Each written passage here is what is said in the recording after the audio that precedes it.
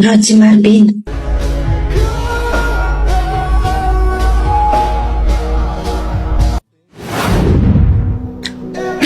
Rods, tingnan mo. Sila na ba yan?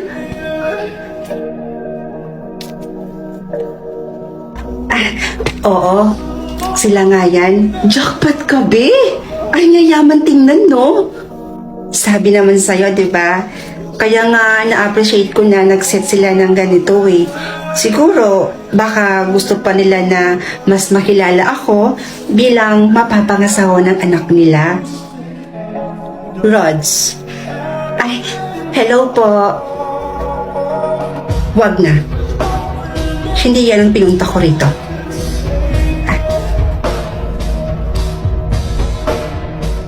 Sino siya? Best friend ko po. Sumama po siya sa akin kasi gusto niya daw ko kayong makilala. Hello po. Pasok na po tayo sa loob. Kami na po bahala sa bill. Kakasahod naman po namin kanina. Hindi na. Hindi na naman ako magtatagal. Umorder na lang kayo ng sa inyo. Sige ho. Kanya.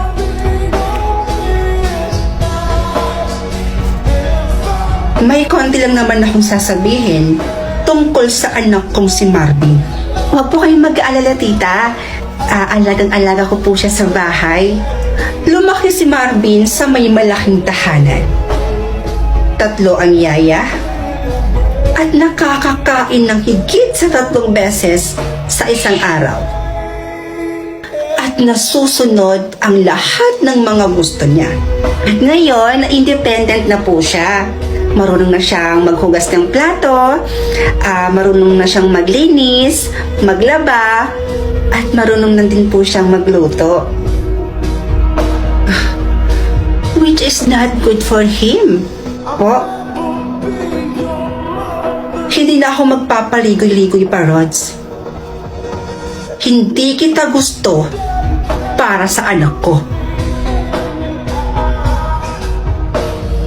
Pero tita, nung kasama ko po si Marvin, sinabi daw po ninyo sa kanya na boto daw po kayo sa amin dalawa. Siyempre sasabihin ko yon. Wala eh. Mahal ka niya. At ayokong sumama ang loob ng anak ko. At ayoko rin hindi kami magkasundo ng anak ko nang dahil lang sa babaeng katulad mo. Kaya ako na ang nakikiusap sa'yo, Rods. Dahil ang gusto ko para sa anak ko, makahanap siya ng babaeng mayaman, katulad namin, katulad niya, at higit sa lahat, ay magiging masaya siya sa babaeng mapapangasawa niyang mayaman. And I made a research about you. Nasa hospital ang kapatid mo. And kailangan niya ng pera. Right? Makakatulong niyang milyon na yan kapalit ng pag-iwan mo sa anak ko. And please, hindi ito dapat malaman ni Marvin.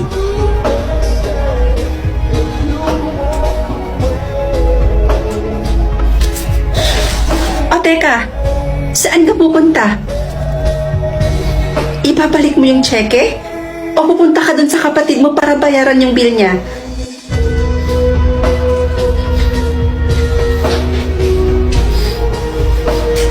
So, after ng meeting natin sa client number 2, may meeting pa tayo sa Metro Manila, tama ba? Oo, tama. Ano gagamitin natin? Yung sasakyan ko na lang ba? Yeah. Dara.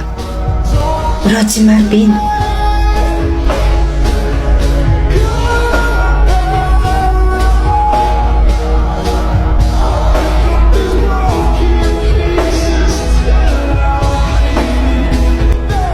Marvin? Hello Hello mga Mima ko! Kung goal mo lang naman ang magpa-sexy this year, ay nako Mima, matutulungan kita dyan. Dahil may ma-recommend ako sa inyong product na tiyak makakatulong sa pagpapasexy nyo. So yung product na sinasabi ko sa inyo mga Mima ko ay walang iba, kundi itong Lipotion. This Lipotion is 4 types of glutathione, which are liposomal glutathione, S-acetyl, Refor, and Reduce.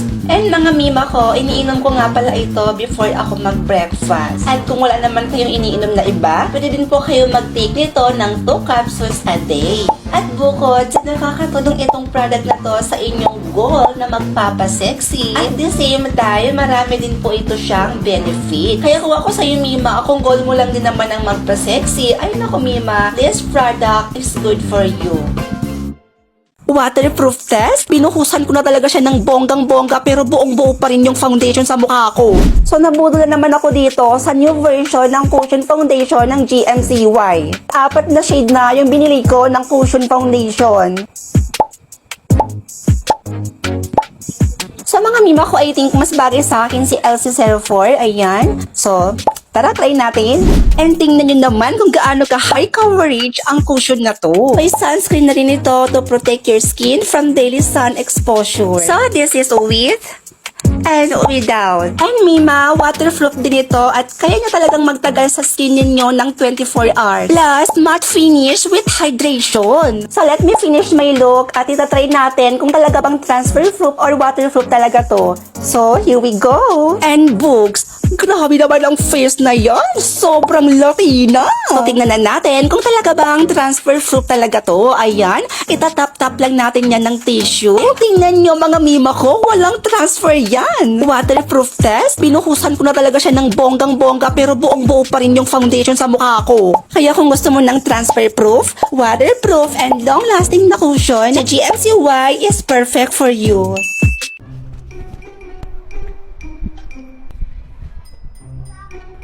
Oh, bakit? Ang ganda at ang kinis kasi ng mukha mo. Nako, dahil lang naman yan sa ginagamit kong Glad to Glow Bright Serum. This is the Glad to Glow Bright Serum. It has pomegranate extract and niacinamide. After 21 days, you can achieve no makeup look like me. This is also a tone up in 21 days. At pangalawa, tone up kahit nasusunog ka na sa araw. At pangatlo, not just brightening pero moisturizing. FDA approved and you can buy this for only 199 pesos. Effective talaga to guys. Ako na yung nagsasabi sa inyo. So, hi mga Mima ko. So, yung tinutukoy po niya is itong tinitake ko na Lipotion. So, ang masasabi ko po dyan is yes naman.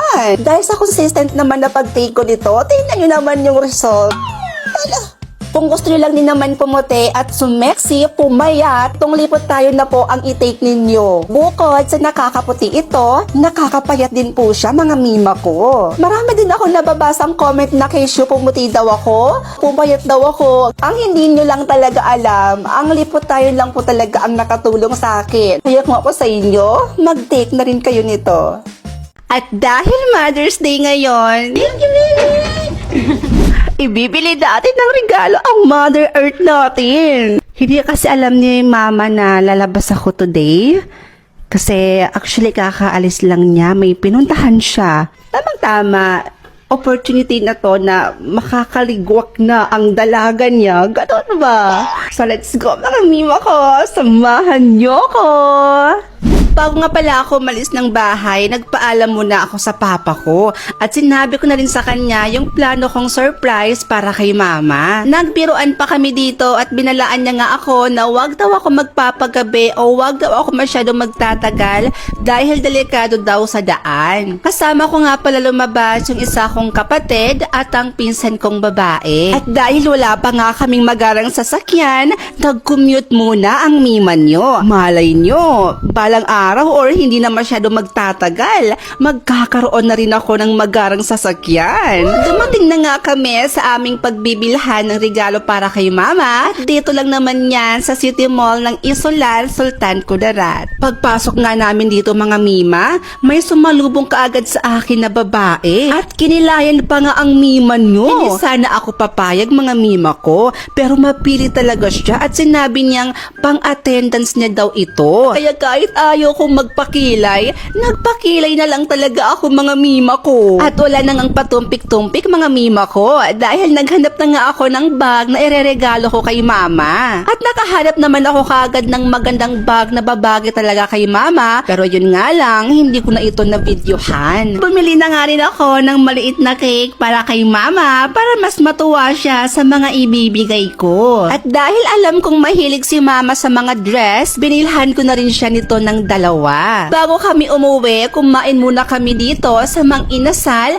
dahil nagre-reklamo na yung kapatid ko dahil nagugutom na daw ito. So pauwi na nga kami mga Mima ko at excited na nga akong maibigay yung mga binili ko para kay Mama. Sana talaga magustuhan niya ito at ma-appreciate niya. So kakarating lang namin mga Mima and hindi na ako makapaghintay. Ibibigay na natin to kay Mama. Ito lahat yung nabili ng Mima nyo. Ito, dress, tsaka bag ni Mother. Tsaka meron din siyang cake. Kaya samahan nyo ako. I-surprise natin at ibibigay na natin to sa kanya. Go! Hi Ma! Happy Mother's Day! It's for you! Emotional. Emotional lang. Ay, sana Nakita nga kami ng iba namin mga kapitbahay, kaya nagsilapitan na rin sila mga Mima ko. Binibiro pa nga nila dito si Mama. Sa mga oras na to mga Mima ko ay hindi na alam ni Mama kung ano yung sasabihin niya. Kaya ang ginawa ko, niyakap ko na lang siya. So habang busy si Mama sa pagbukas ng mga regalo ko sa kanya, ay binuksan ko naman yung lagayan ng cake, baka kasi nasira na nga ito sa dami naming pinamili. At hindi nga ako nagkakamali mga Mima ko dahil nasira na nga yung pinakamagandang itsura ng cake na binili ko. Sos Mariosep! Pero ayos lang yan dahil pwede pa naman yan siyang kainin. Kaya go lang. Di ba, Mother? Wow. O, di ba? Thank you, baby. Wow, ang ganda ng bag. Nagtanong pa talaga si Mother kung para daw ba talaga sa kanya yung mga pinamili ko dito, mga Mima ko. Baka daw kasi for content lang. Nakakaloka ka talaga, Mother. Pero sabi ko sa kanya, sayong-sayo yan lahat, Mother. Diyos ko. Yan yung dahilan kung bakit ako umalis at lumabas. Binilhan kita ng mga regalo dahil Mother's Day ngayon, Mother. Ano ka ba?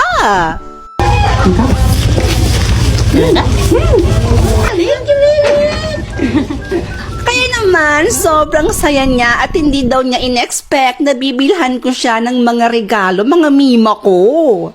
Pero ganun pa man, maraming salamat po sa pag-iintindi at sa pagmamahal po palagi, Mama. Alam mo, Ma, kung papapiliin man ako ng bagong mama, ikaw na ikaw pa rin ang pipiliin ko, uunahin at mamahalin ko. Happy Mother's Day, Mama ko. Mahal na mahal po kita. At para naman po sa ibang mama, nanay, at sa mga nagpakananay, Happy Mother's Day din po sa inyong lahat. Proud po ako sa inyo at mahal ko po kayo.